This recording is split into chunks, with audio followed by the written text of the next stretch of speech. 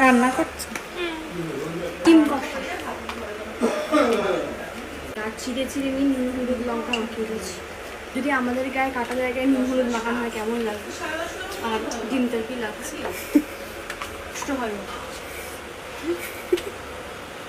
তেলটা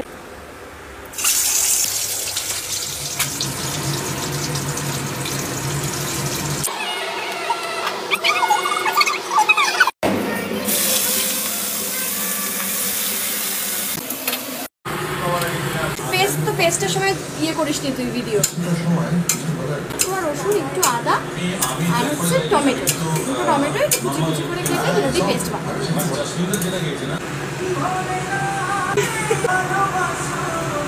অ্যাড করে দাও একটু। না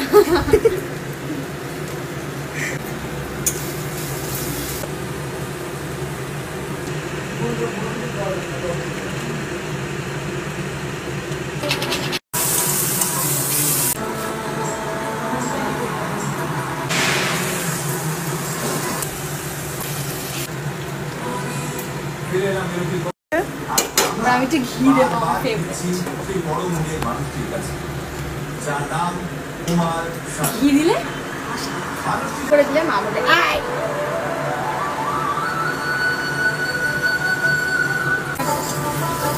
কষাও রেডি, ডিম ভাপাও রেডি। বলো কালকে ডিমের। গুড মর্নিং সবাইকে। গতকাল রাত্রে ডিমের একটা নতুন রেসিপি ও ট্রাই করেছি, সেটা খেলাম। আমার দারুণ লেগেছে, কারণ একটা আলাদা ধরনের।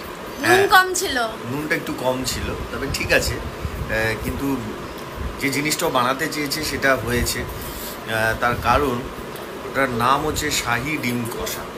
মানে এর আগে এমনি ডিম কষা খেয়েছি, ডিমের কালিয়া খেয়েছি, কোন বানিয়েছিল ডিমের ভুজিয়া করে সেটাকে দিয়ে ডিম ভাপা বানিয়েছিল, সেটাও খেয়েছি। কিন্তু কালকে যেটা খেলাম সেটা একটু অন্য রকমের।